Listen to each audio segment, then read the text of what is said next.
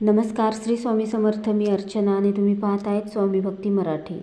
मित्रांनो, आपल्या इच्छा पूर्ण होण्यासाठी आपण अनेक प्रयत्न करत असतो, अनेक सेवा, अनेक उपाय करत असतो. तर आपल्याला अनेक अडचणी येत असतात. दुःख, भीती, चिंता, काळजी, नकारात्मकता नेहमी आपल्याला चिकटून असते. तर काही वेळा अडचणींचे लवकर निरसन होत नाही आणि अशा वेळाही सकारात्मक व्हावे, नामस्मरणाची शक्ती अनुभवावी. तर आपण जितकं नामस्मरण केलं तितकंच आपल्याला त्याची प्रचितीही मिळते. तर आजच्या व्हिडिओमध्ये आपण बघणार आहोत की आपल्या ज्या काही इच्छा असतील तर त्या पूर्ण होण्यासाठी आपण स्वामींची कोणत्या सेवा केल्या पाहिजे. तर व्हिडिओ संपूर्ण बघा आणि जे कोणी नवीन असेल या चॅनलवरती तर सबस्क्राईब करा. तर आपल्याला अनेक अडचणी येत असतात, दुःख हे येत असतात. तर अशा वेळी आपण सकारात्मक व्हायला पाहिजे. त्याचबरोबर आपण नामस्मरण, स्वामींचे नामस्मरणही करायला पाहिजे. तर श्री स्वामी समर्थांचा जप आणि सेवा केल्याने आपल्याला नक्कीच लाभ मिळतात. तर प्रत्येक सेवेकऱ्याला आपला एक अनुभव आलेला असतो. तर आपल्या अनेक अडचणी लवकरच दूर व्हाव्या याकरिता आपण अनेक उपाय करत असतो. तर दररोज घरामध्ये श्रीसूक्त आपण पठण केले पाहिजे. तर हे पठण केल्याने घरामध्ये धनधान्याची कमतरता कधीही भासत नाही.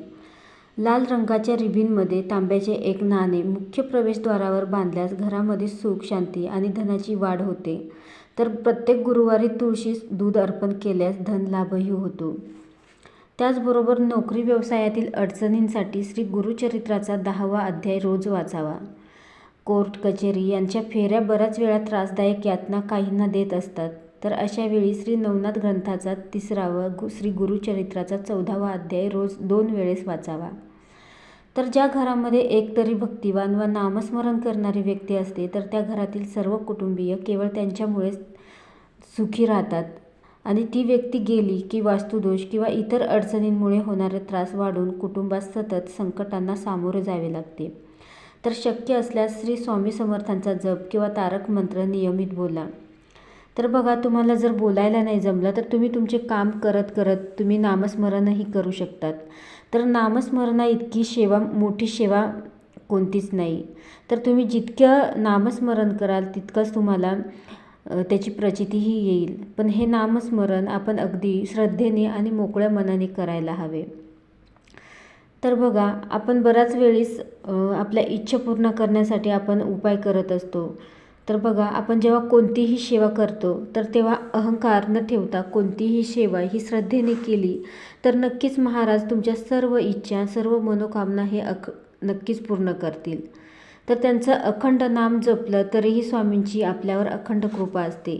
तर स्वामींची कुठलीही सेवा केली तरी स्वामी आपल्या इच्छा पूर्ण करतात. त्यासाठी फक्त श्रद्धेने त्यांचं नामस्मरण किंवा ती सेवा करायला हवी.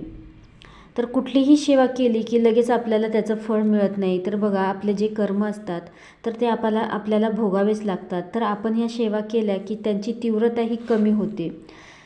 तर त्याचप्रमाणे स्वामी चरित्र सारामृताचे पारायण केल्याने ही सर्व मनातील आपल्या ज्या काही इच्छा असतील तर त्या पूर्ण होतात. तर याचे रोज नियमित 3-3 अध्याय तुम्ही वाचू शकता किंवा 7ही अध्याय वाचू शकता. तर ज्यांची खूप अडचण आहे तर त्यांनी नक्कीच स्वामी चरित्र सारामृताचे पारायण करावे. खूप प्रभावी अशी ही सेवा आहे. तर या सेवेने नक्कीच तुमच्या ज्या काही अडचणी, ज्या काही समस्या आहे तर त्या नक्कीच कमी होतील आणि तुमच्या ज्या इच्छा आहे तर त्याही पूर्ण होतील. त्याचबरोबर रोज तारक मंत्रही पठण करा. त्यानंतर पारायण तुम्ही जर संकल्पयुक्त करायचं असेल तर संकल्पयुक्तही करू शकता. तर तुम्ही होतील तितक्या सेवा या करा, पण अगदी श्रद्धेने या सेवा करा. तर नक्कीच स्वामी महाराज तुमच्यावर प्रसन्न होऊन तुमच्या ज्या काही इच्छा असतील तर त्या नक्कीच पूर्ण करतील. व्हिडिओ जर आवडला असेल तर लाईक करा, कमेंट करा, शेअर करा आणि सबस्क्राईब करा. श्री स्वामी समर्थ.